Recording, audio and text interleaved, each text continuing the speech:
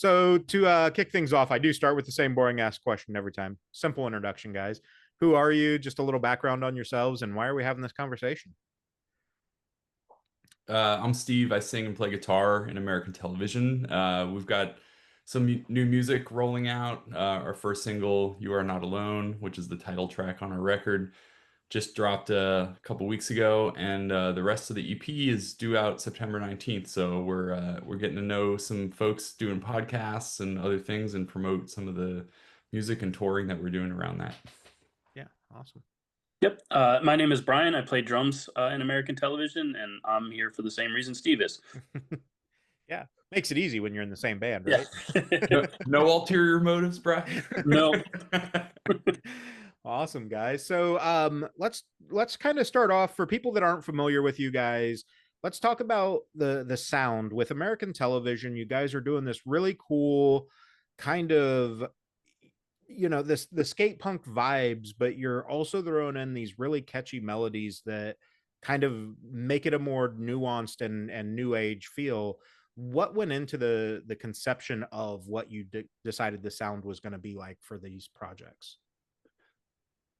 Wow, that's a good. I mean, I think like most of us in the band come from the DIY punk scene and kind of grew up listening to stuff that's a little grittier. And then later on, as we are exposed to more and more pop music, we sort of like incorporate some of that melody to what we do. So kind of end up having this mixture of you know pop punk is basically where we land, I would say. But as far as like influences and other ideas that go into what we're doing, I think we all share face to face is like an influence in what we're doing. And Brian and I, Brian is here with us, but yeah, Brian and I share a love of a Veil, and so does Chris, our other guitarist. So like we kind of bring in that gruff, sort of politically minded sound, but add a melodic layer to it.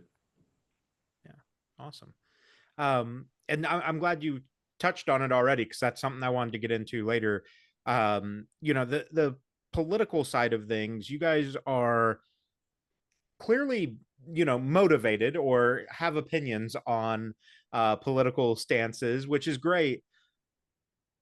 I feel like there's been some sort of resurgence, whether it's the current presidency or whatever it may be, in that political punk realm where it's becoming much more mainstream.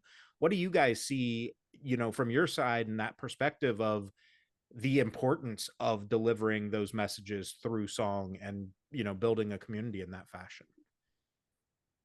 Yeah, I think it's super important. I think when elections go the way they have, in Trump's direction, this most recent one and the previous one, um, I think a lot of people try to make themselves feel better, and they're like, "Well, think of all the punk music that's going to come out of it." And like honestly, I think that's kind of bullshit, because a lot of people get hurt and killed, Mm-hmm. and much more important things, than some band writing a better song or a more important song.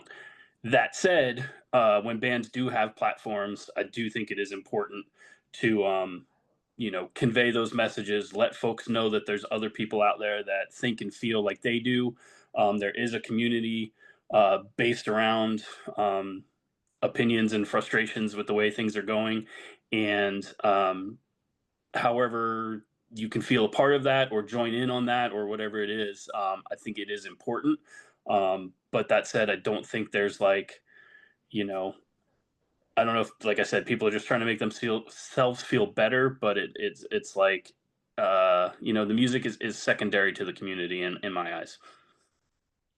Yeah, I'll just add like, um, you know, we have a lot of political songs, and we speak to what's going on in the world around us. So that's pretty much every day we're getting some kind of barrage of hatred or brutality or Mm-hmm. reduction of rights for people going on. So it's very easy to be angry about those things, especially with the mindset that we have about the current administration. And so, we weren't silent during other administrations either, but there's a Yeah. lot more reversal going on right now. So with the minimal platform we have to share our thoughts, hopefully people do realize like that, there is a community of folks out there yelling and pissed off about this stuff. You could protest in the street, you could find it in music, but just knowing that that the echo chamber that social media and other things kind of provide for us,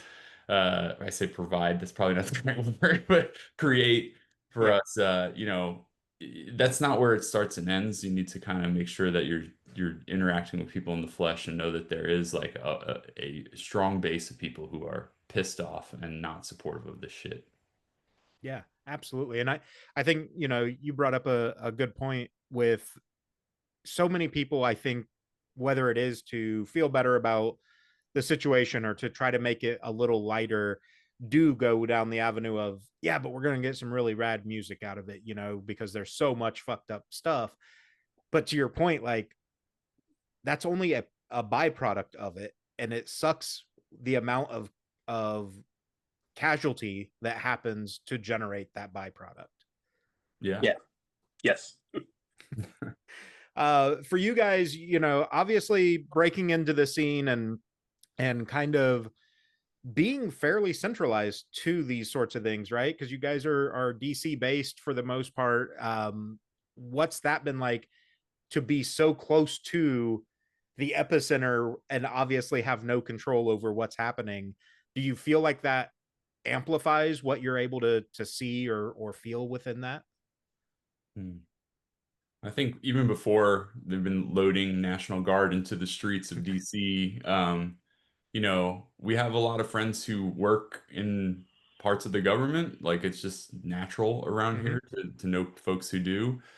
And like, to be scared to go to work and lose your job for no reason when you're actually trying to do some good in the world. Like our guitarist uncle worked for USAID, got laid off, right? We have Yeah. friends who've worked in other areas of the government, like trying to for social justice initiatives and stuff. And it's just like they're on the chopping block for doing good. And so like that sucked to see a lot of our friends go through that.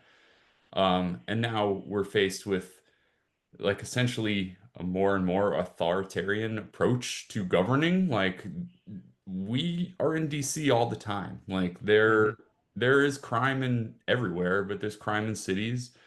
It's lower than it ever has been in 30 years. Like there's not a fear in people to walk around like in the majority of DC. So for this asshole to like basically push his agenda and militarize it, and then seeing other states sending National Guard in to like aid in that, it is all a game of theater and optics so that he can steer the narrative toward whatever hateful thing he has in his pocket next. Yeah. Yeah, it's wild, the mainstream media, right? And the irony of that, where the platform that he ran on was that mainstream media was lying about everything. And now that he's kind of manipulating what mainstream media is pushing out too, it's like, well, hold on, were they lying about it before? Or has your manipulation of it accounted for the lying that was happening? Yeah. We were talking about it last night, like, the data uh the data team that he like fired because he didn't like the numbers. It's like at some point, like there's no trust left in like Right. what is true or false. And I think that's what he's hoping for is just complete distrust in the government. And like, it's good to have a healthy distrust in government. I think like a lot of times they act against our best interests. Like I Mm-hmm. think as a band, we all believe that we should be marching toward more equality and more like programs that help people, like healthcare and other things that should be provided.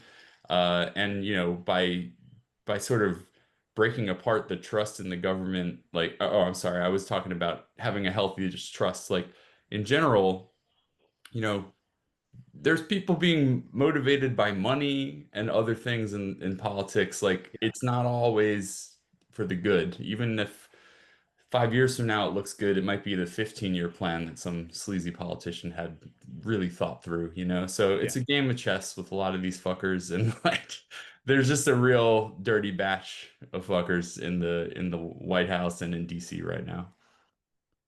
Yeah. 100% agree. Brian? Yeah, 100% agree.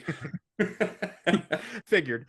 No, and I think, one of the points, so I don't get super political because I try not to, but like one of the things that's always blown my mind when it comes to politics is, to your point, the next 5 years may look great, but that bill that they passed is a 15-year plan. And it's like, well, time out. Why did we bundle so much shit together to pass that bill? Like, to me, each topic really needs to be its own thing so that we can justify that this is why we're making this change and not doing it in these weird fucking compromises of, well, we'll wrap this piece of healthcare into this bill and then this green initiative is going to go over here.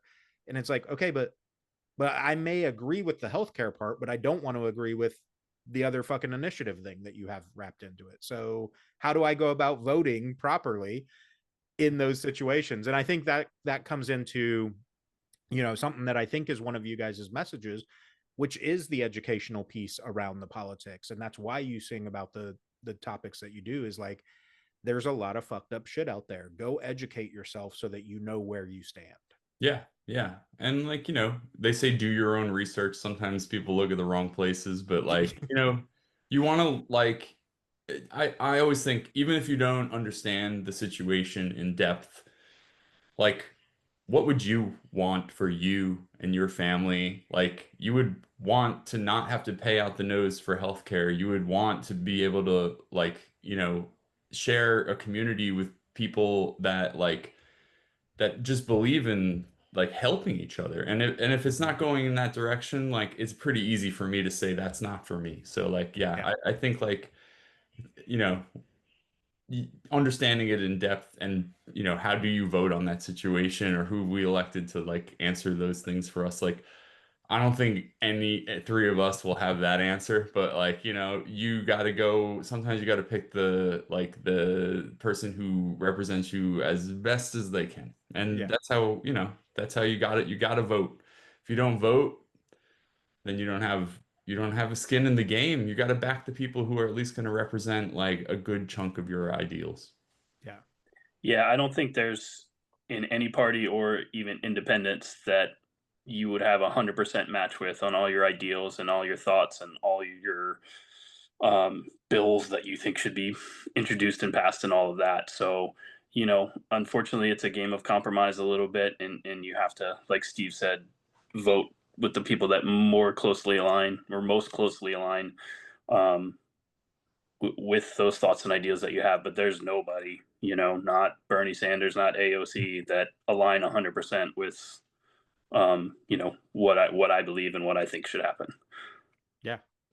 Yeah. And I think that's, a key point for people to remember is that, you're not always going to align 100%. And honestly, if you do, you're probably getting into scary territory on the other side of that coin that, now we're a little too far in the other direction. But I think, to your point, like finding someone that for the greater good of your beliefs is in that interest is a huge piece. And I think, again, that ties into the punk music so well, because for a long time punk has always had this misconception around it that they're anti-authority in general. And it's like, well, no, we're anti like oppressive authority, we're anti fucked up authority. We understand there has to be rules, there has to be some sort of government to guardrail things, but to have power is a different, structure entirely. Yeah. I mean, just going back to VFW halls and basements and wherever we were going to see bands, like that message, it wasn't, it's in, I'm trying to, we there's this openness to the punk community, but like if a Nazi shows up, which like one time I remember the mirrors were steamed up in this VFW hall and a guy drew a swastika on the mirror and that guy got fucking chased out of the club. And it's like, there's this there's a tolerance for like being who you are, but that is not a piece of punk rock. So Right. like, I mean, for you can look back, there's always stories about that. And to have seen that actually happen when I was younger, I don't want to revisit that in our scene. And I don't think people that are in our music scene right now are going to ever want to revisit that. So like hopefully younger people who sort of carry the torch of this thing, like they continue to make sure that they keep the trash out and keep it positive and that if we are yelling about something or pissed off about something, it's because we want goodness out of it, not because we want to be hateful. Yeah. Yeah. I think there's just always been, because of, punk is loud, right? So there's that misconception with certain people in certain generations, especially, I think, where because of how loud punk is and how vocal they are almost dystopian in that, like, oh, they want to watch the world burn. And it's like, no, we want to watch the assholes burn. We want to watch the world get better because we've removed the cancers that are causing it. Yeah. So let's talk a little bit about the new album. You've got the EP coming out soon. You kind of plugged it at the beginning here. And I think it ties into what we were just kind of touching on there too, with building that community, seeing that community come together, have an openness, to be accepting of virtually everyone until you are so far in the wrong that, like, hey, fuck you, talk about what it means for You Are Not Alone as not only a song, but the mindset and the ethos within the band.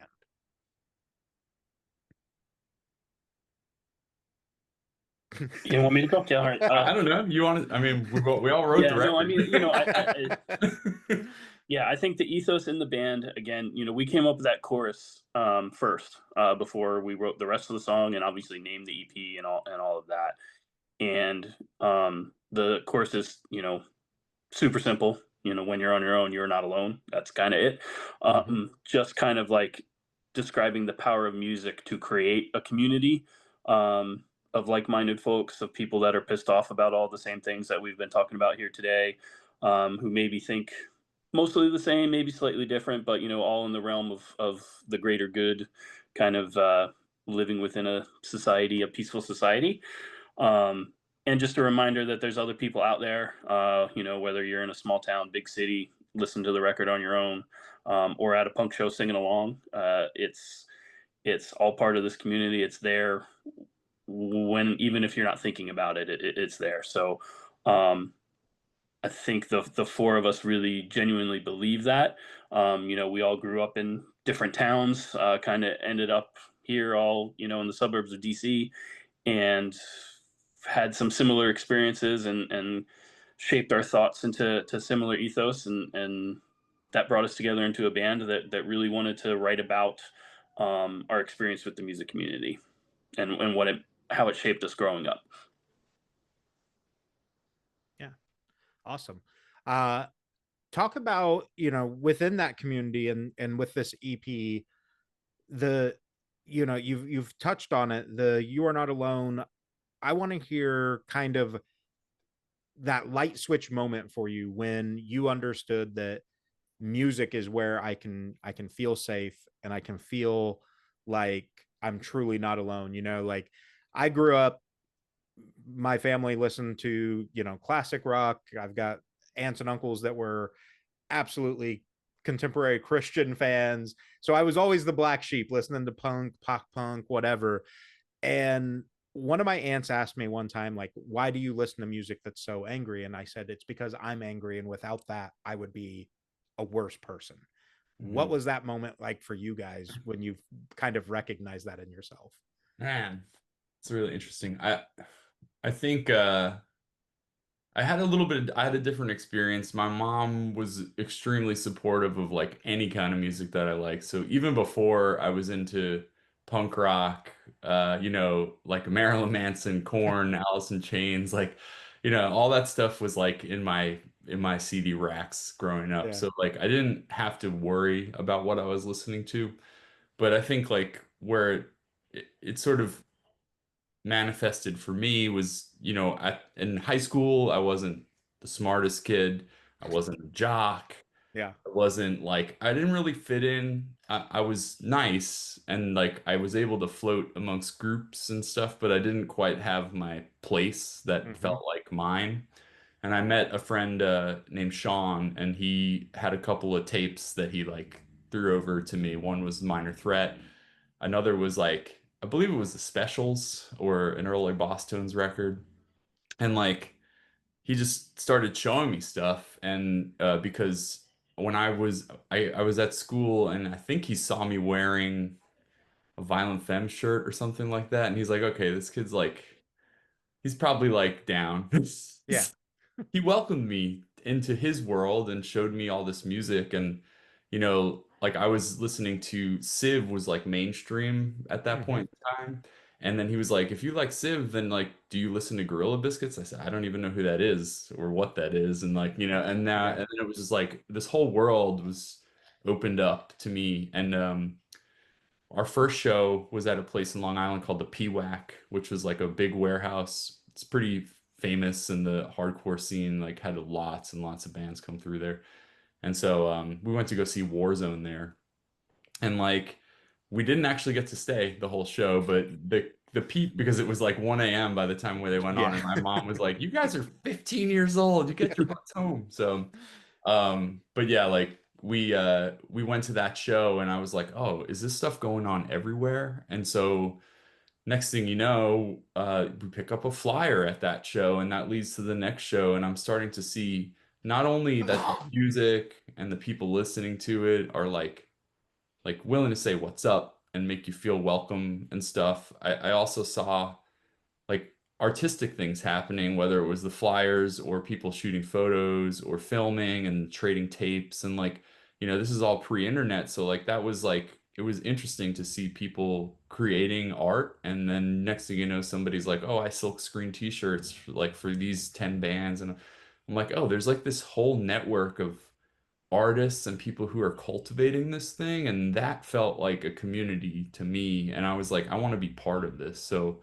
I've been playing music in some capacity since I was like 16 years old. I've been involved with booking shows since I was probably 20 years old. I don't lose that creative spark that is like making posters or whatever it is that I produce to help support what we're doing or other bands. I've helped some other bands with stuff too. And like, it's just feels like that's my place, like to be Yeah. art, to have a creative outlet and be expressive through music, through art, and talking to other people who share that. Because I think I'll end it with this 'cause I think I've been rambling a minute here, but just like you're you're going to these shows and other people are giving part of themselves to this community as well, and I think that that's what makes it special. Like it's not all Yeah. take. You can go to a Beyonce show and it's all, you shell out the money. I wouldn't go, but Right. you shell out the money and it's all take. You're just, I want the show. I want the $75 piece of merch or whatever it is. And it's like, this community is about a band calls us and says, hey, can we come through on Friday? Would you be able to help us out? And we're like, yeah, let's try to figure that out. So like, it's Yeah. not about saying no or what we get from it. It's about trying to elevate each other. So I really like that. And that's why I continue to do this decades later. Yeah. Brian? Yeah. Sorry, I've been sitting here for a couple minutes. No, I think the You kind know of me. like, yeah, the aha moment was probably for me. It was probably like early college. I went to a gigantic state school, but I went with a couple of my friends from high school were there, and we started a band. We had a band in high school where we were all really kind of like learning how to play our instruments a little bit. Mm-hmm. But when we got to college, we started our first punk band, and we would play. We played like our first house show, and kind of to Steve's point about people being there for the community. This was people actually letting you into their physical space to perform, to host a performance, and like other folks showing up to see you. So like my first punk house shows in early college were kind of that aha moment. Um, you know, from high school, we had friends that went to different colleges nearby in the state, and we just kind of like were doing the same things there. They started their band, so we Hmm. would call them up, and we could go play a house show, you know, 2 or 3 hours away in a different town, and see that people were doing the same thing. And you know, that kind of just, again, DIY, letting people into your space, creating a community, creating a support system. Um, you know, maybe it wasn't like one specific date, but those kind of couple first experiences there were definitely the aha, capture me, make me want to keep doing this. Have to explain to my parents 20 years later why I'm playing in some 18-year-old kid's basement. You know, uh, but keep doing it. So No, I mean that's the thing though, right? Like if the passion's there, the fun is still there. And I think to kind of both of your points, you know, I'm very similar in that the passion of showing up and everybody kind of playing a part to some degree, and that's actually where the brand You Make the Scene came from. Is I don't care if you're the kid that is in the crowd, if you're up on stage, if you're the lighting tech, if you're the merch guy, like everybody in this is what makes the scene so enjoyable. And like, you know, it's crazy. I shoot all kinds of shows.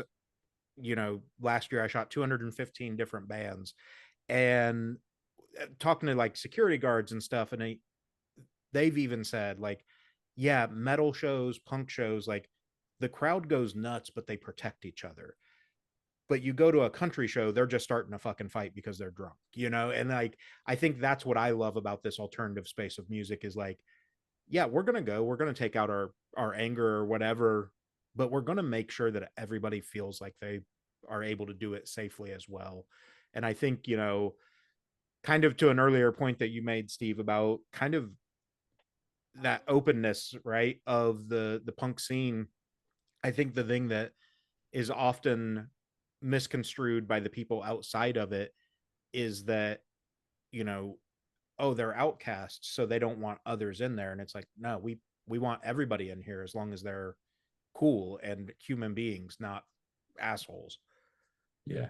Yeah. Like a lot of you mentioned your mom earlier, Yeah. like, or your aunt. Why do you listen to it's like Mohawk bad to like, come on. Yeah. Yeah. This is like it's like a movie trope, you know, Yeah.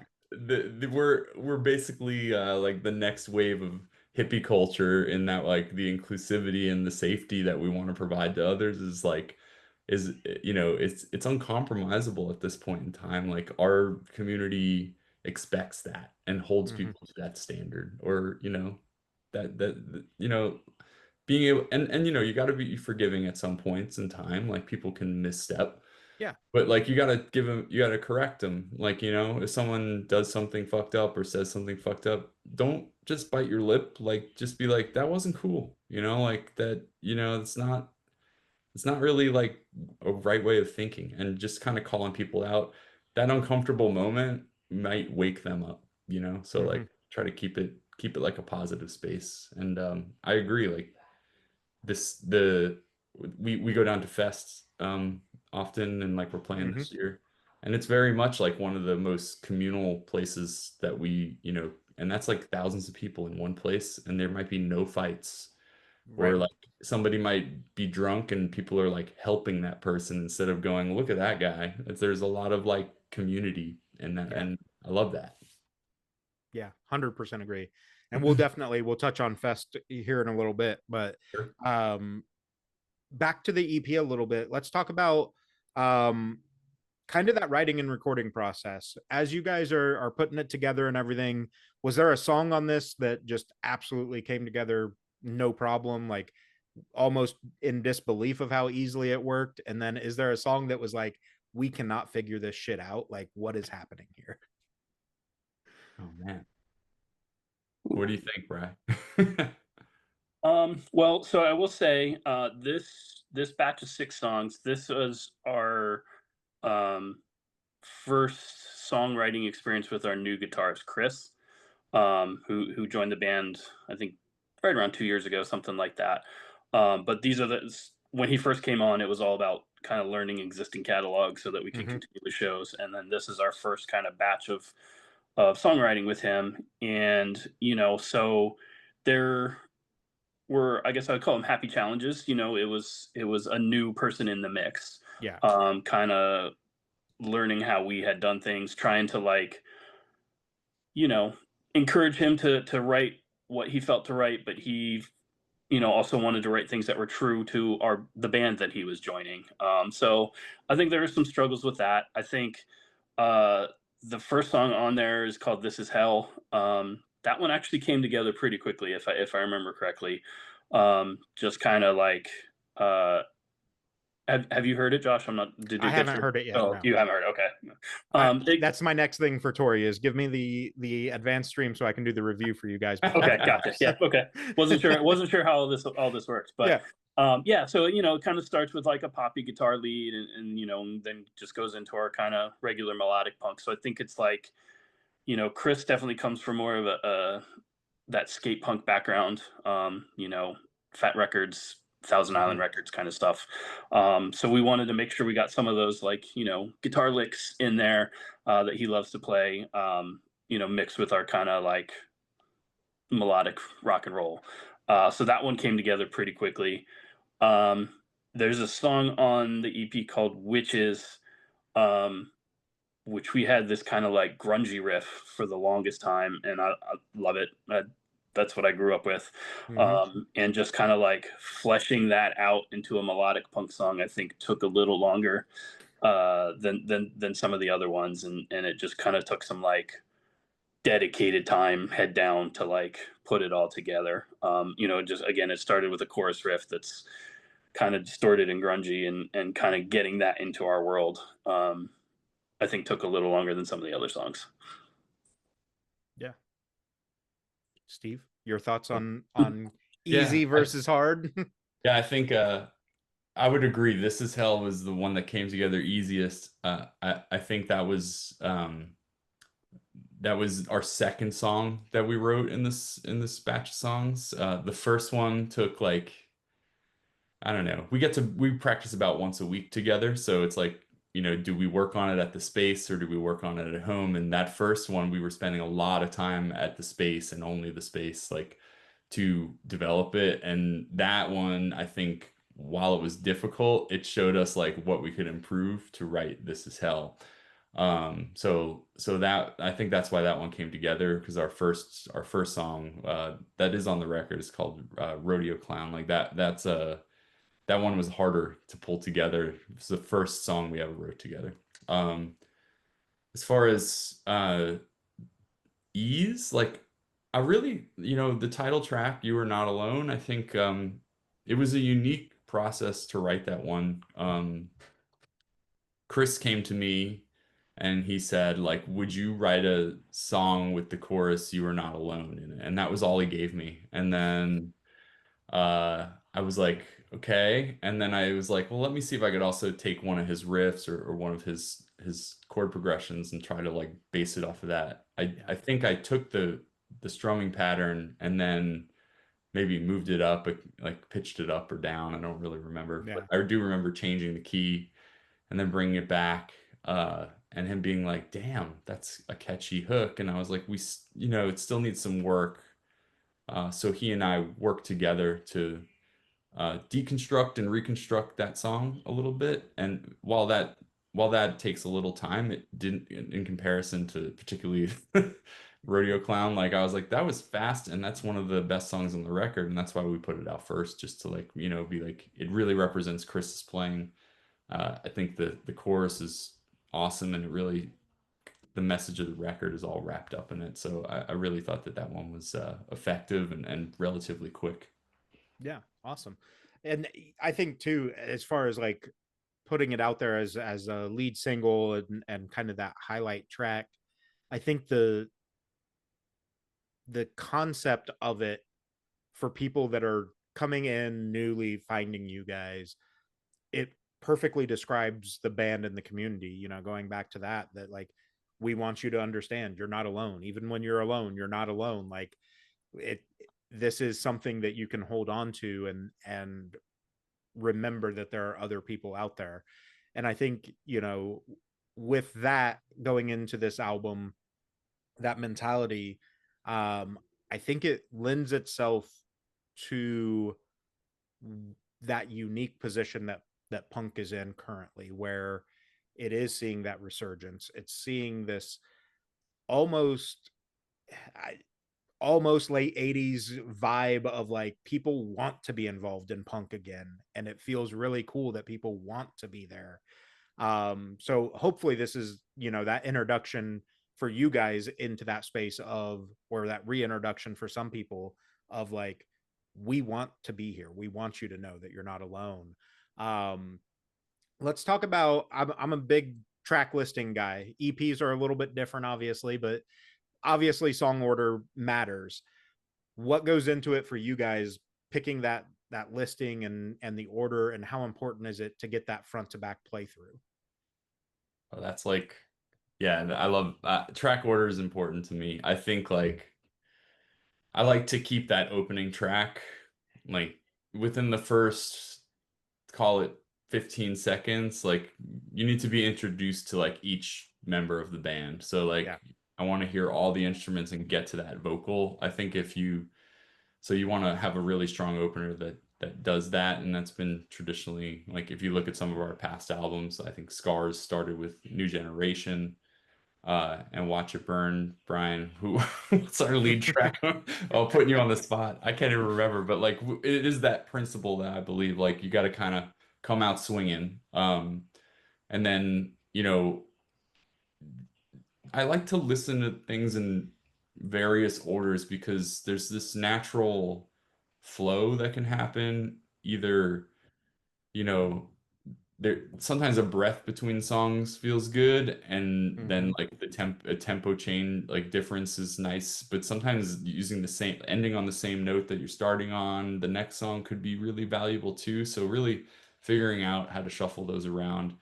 And we keep our albums pretty tight. Like we did make a conscious choice to put out this EP instead of an LP because we wanted Chris to be represented like sooner than later. Yeah. Our other albums are only 10 songs a piece. So like we keep it tight and we want to make sure each track is valuable. And it's funny because as we build more and more songs in our catalog, like we start to stray away from some of our original material. And now we go back to those records and we're like, we should play that one. We should probably bring that back in. And so like it is kind of like it's reassuring to know that like going back to it, it's like, man, like we don't really leave filler on here. It's all hopefully hitting as well with others as we think it is with us. Yeah. Yeah, I'll just say it was easier with a 6-song EP than it was with the album. Obviously, just sheer numbers, but we also didn't have to think about what's on side A and what's on side B. Yeah, this one's going to be 6 songs just on side A, and then screen print on side B. So a little easier this time, but yeah, definitely important to consider the flow and especially starters and enders. And Yeah. if someone wants to try to play the screen print just to see, you're responsible for your fucked up record needle. That'd be wild. That some conspiracy out there that if you play it in reverse on the screen print side, there's a hidden track or some shit. You started to touch on it, Steve, a little bit. Like with as expansive as the catalog is becoming, when you're designing your live sets, how much of that is like shit? We've only got so many songs now. Like, where do we put this stuff? Yeah, yeah. Uh, I'll first just talk for a second about not even our own songs. We're doing a Green Day set soon, and like putting Green Day's catalog together in 30 Mhm. minutes is a nightmare. So like I just and that's been difficult. But our own set, I mean, we have what we have for a long time considered our like staple ender, which is Great Divide, but like it's getting challenged by You Are Not Alone right now, and we're like about to go play some shows, and we're trying to figure Mhm. out what are we gonna do. I think the, the live set, like we want to leave people wanting more, so we don't do 15 song sets. Uh, maybe if a brewery said come play for like an hour, Right. different story, but like we tend to like get like just smash it, destroy as best as we can, and make sure everyone feels left like that was awesome, and try to like, leave them wanting more. So like next time we come back to a city, they'll be there to see us. Can you go back to the original question? Did I answer it right? Yeah, yeah. I think you answered basically the how much more difficult is it getting as the catalog expands to design that Oh, live set. yeah, it's difficult. I think it's just, like luck. Chris actually saves us a little bit of space because there are songs that we've never played with Chris. It's like, all right, well, we don't have to worry about those. So got a little bit tighter of a group, but yeah, like, we're always leaving at like 10 songs at least on the table, and that's like it's a tough thing to cut. Sometimes the city will help us make a choice, like we'll feel like that song did well last time we were there. Yeah. Let's play it again. Brian, I don't know. What do you think? You wrote the recent set list. Yeah, no, I mean, it's especially as we're like getting ready to do a run where, you know, outside of the four of us being friends and having an adventure together, the kind of point of it is to promote this new record. So the set list, we're trying to like play the record. Um, and when you're a punk band playing half-hour sets, 6 songs is a big chunk of it. So there's 2 songs on the record that we haven't ever played live ever at all. So we're definitely going to add those, and just deciding amongst the four of us. We all have favorites of our own catalog, and Mhm. just deciding amongst the four of us what to pull out to put the new stuff in is it's a challenge, and we butt heads, and we we end up with a sheet of paper that we play what's listed in front of us and we move on. But um, yeah, because honestly, like we want to put on the best show possible, but the four of us care more what's on that list than anybody else. Yeah. Well, inevitably, you're going to get those people, that, oh, you didn't play my favorite song. And it's like, no, because your favorite song came out 20 years ago, Yeah. like it's just not in the rotation now. Um, let's touch on that too. As your catalog has expanded, are there, and I guess you don't have to name them necessarily, but are there any songs that you feel like you've grown too far from or disconnected from over the years because just you're a different person than when you wrote that? Oh wow. Hmm. Probably need a second because let me let me just look, because there's definitely Skim the like list. our first EP. There's a lot of stuff on there we don't play anymore. But does it not? Is it because we're so removed from it? I don't know. Give me 1 second. Hmm. Um, I would say like, yeah. So there's a song on the first EP which we like. Honestly, we don't really play any of these songs right now, but we were talking recently like maybe we should bring a few back. But there's one called Loner on there, which like when I moved to Virginia, uh, like right outside the DC area, like I moved from New York where my entire life was based my whole life. And Hmm. so I just felt sad, and like I had to adapt and like find people in the community here to call my own. And like Yeah. I had a few coworkers, but they're coworkers, they're not the same. So like I wrote that song before this band existed, and so bringing it to the group and then like making it real was like probably part of becoming friends with these guys. And so Yeah. that song in particular, like it doesn't feel, I'm not in that headspace anymore. It doesn't feel like a place I would go back to. But I think the message there was like I do write about what I'm feeling, and I was kind of bummed out and depressed and not knowing anybody, and I think there's a line in the song that says like a boat without a motor, like just kind of Hmm. sitting out there alone, no way to get back to land, and I felt kind of alone. So I just like now we've got this album called You Are Not Alone, but Loner really felt in Yeah. that moment, it felt like I was like by myself. And so reestablishing a community and stuff took a couple of years. So I guess I would just say if anyone is going through that, like where they're feeling sort of lonely in a new place, like, try to go outside your comfort zone, because in general, like there's probably something you can do, whether it's join a kickball league or just go start a band or whatever, but a good, better use of your time to do something like that and feel uncomfortable in a new place than to like, sink into the corner and like hit the bottle, So it's just better to like to try. And so like without trying, how will you find your community? So that's kind of why I wouldn't play that song now. Yeah. Brian, anything for you? Yeah, I mean, I guess I would just say on that same Reaction EP, there's a song called Collateral, which is actually the first song we wrote when I joined the band.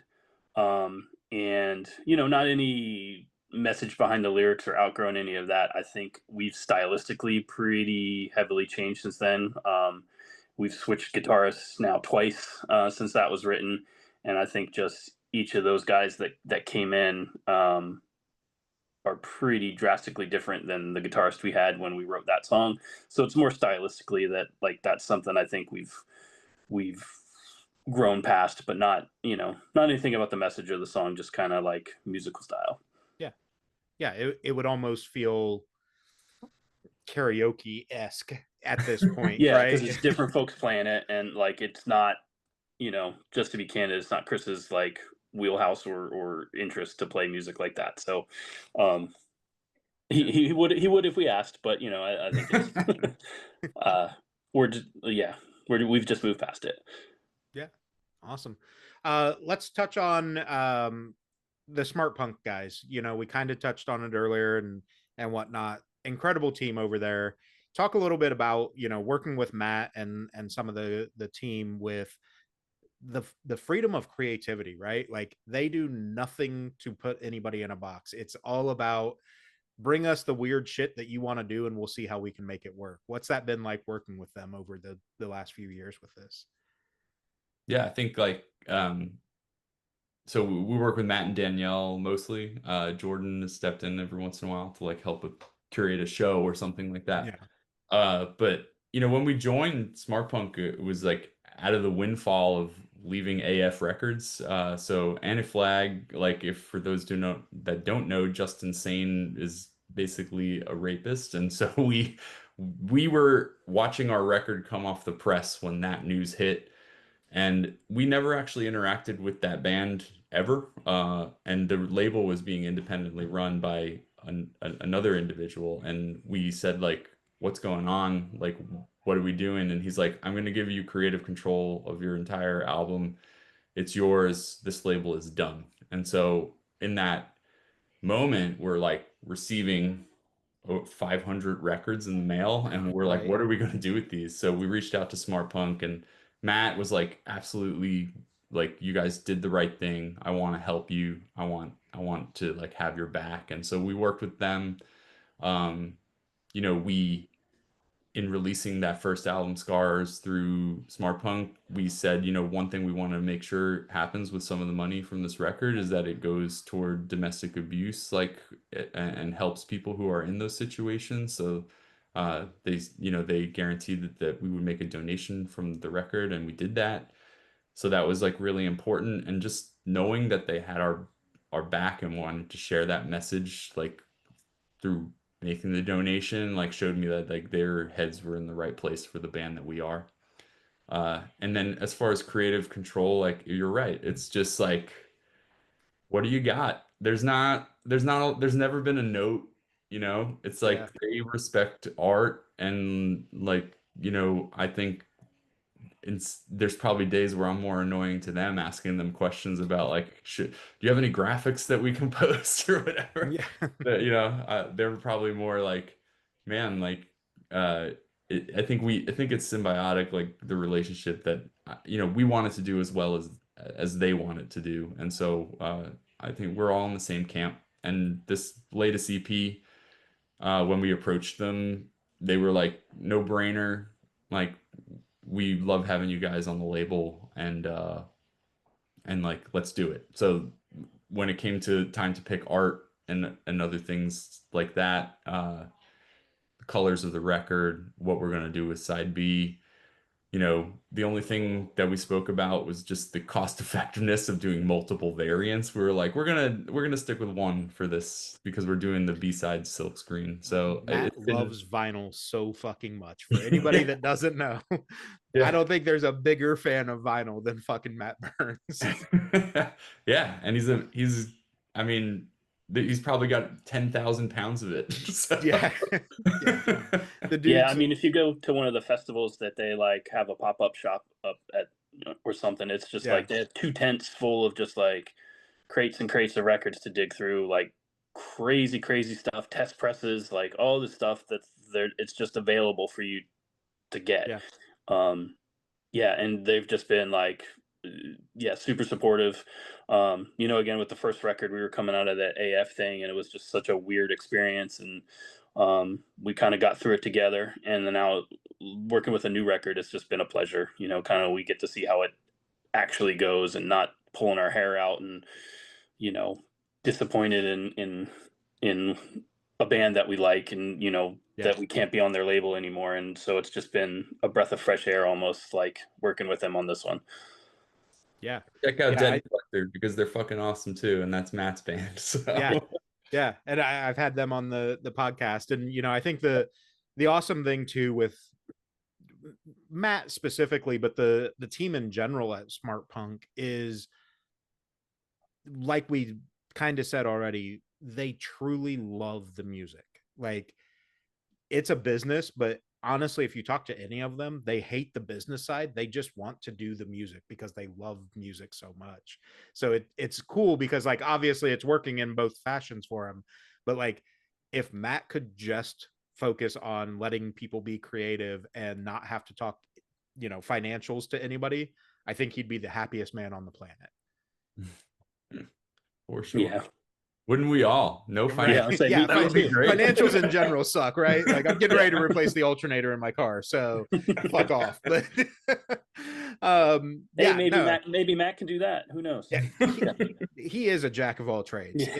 If he can't do it, he knows somebody that can. You know what I mean? Like, it's insane.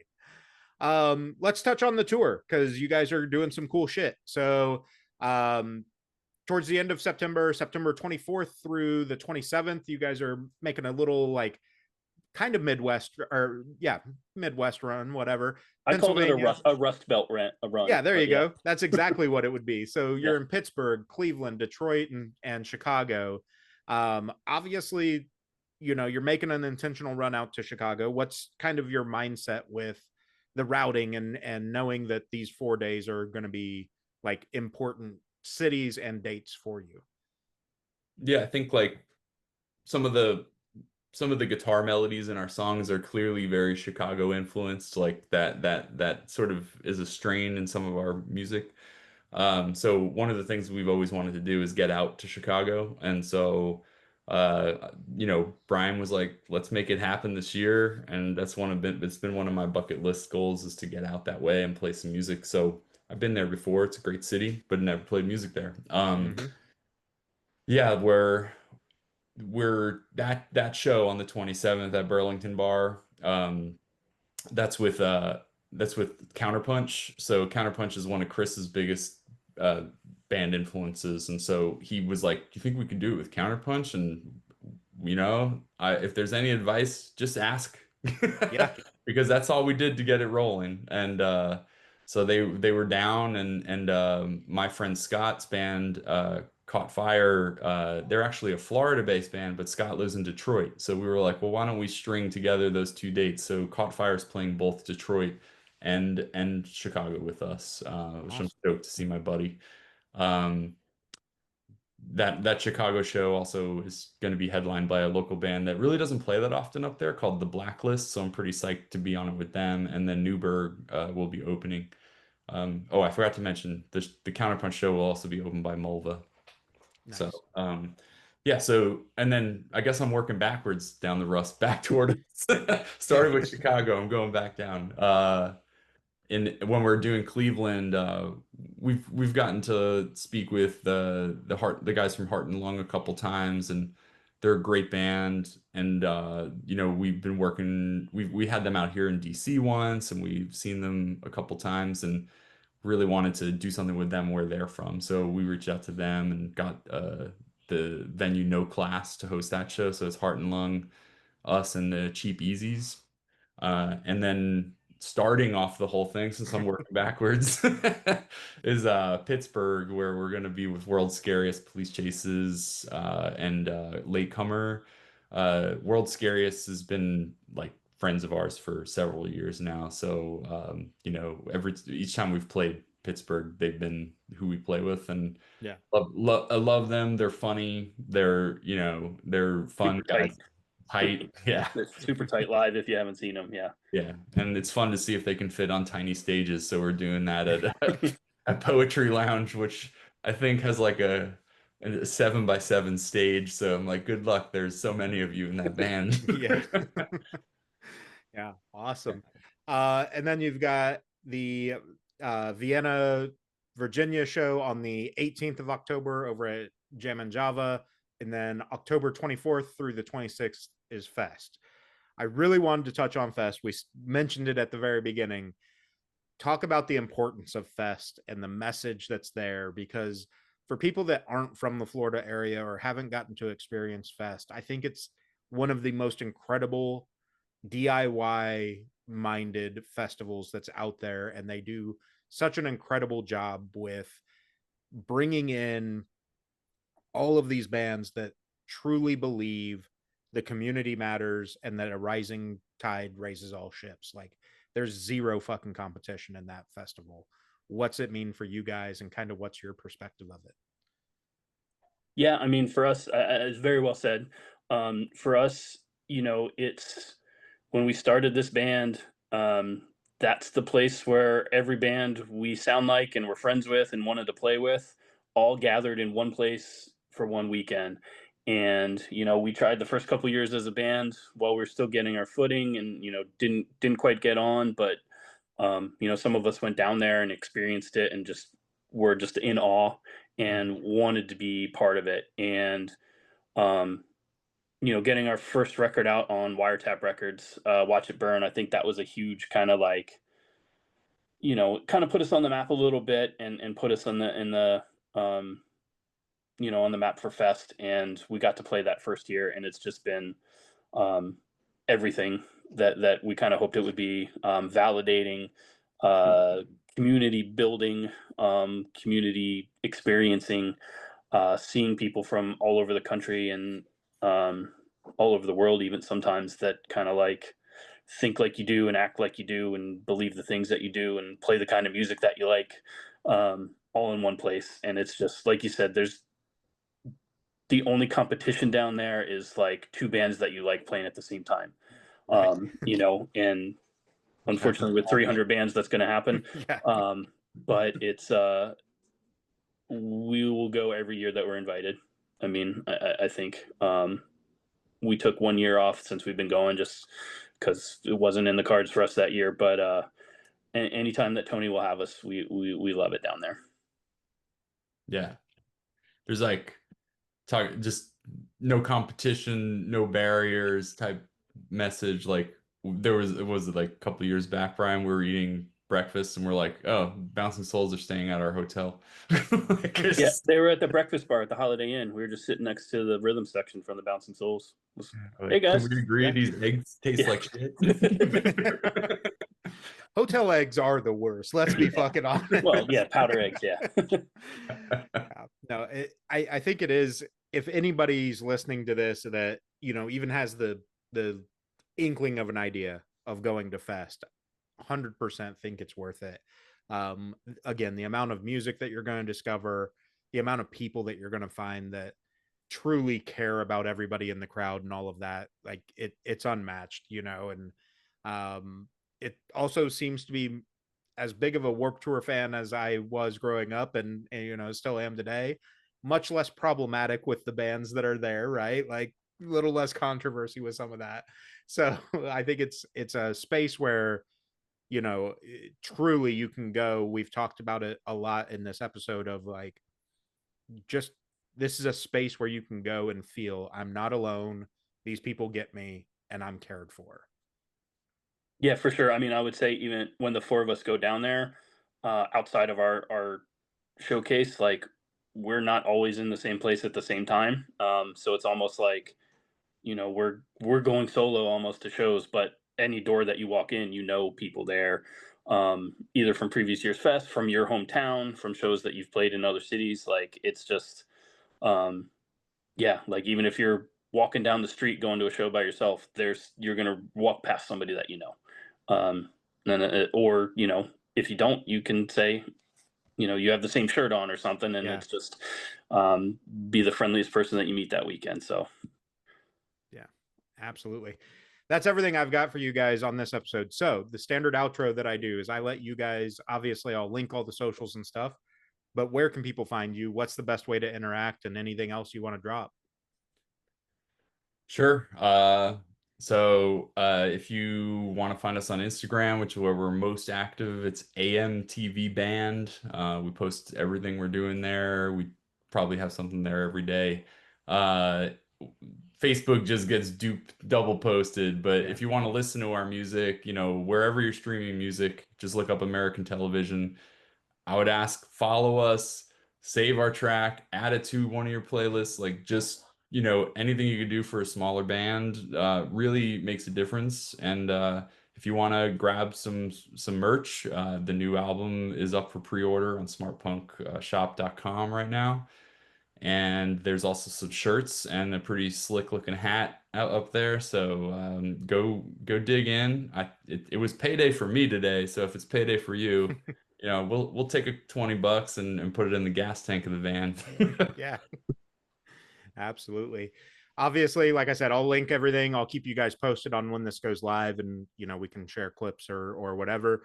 I'm stoked for you guys. I have to look at the schedule a little closer. The Burlington Bar show up in Chicago might work out for me. I'm based out of Indianapolis, so I may be able to make the trip up there. But yeah, I'm stoked for what you guys are doing. I think this EP's definitely going to be that, hopefully, be that launch pad back into where people are going. This is a band I need to fuck with. So really excited for you. You fuck with us, we'll fuck with you. Awesome, guys. I appreciate it, and we'll stay in touch. Okay. All yeah, right, thanks so much, Josh. Yeah, and let us know if you're going to make the Chicago show. We'd love to meet you. Yeah, for yeah, sure. great Absolutely. hanging. Yeah. See you. Later. Bye.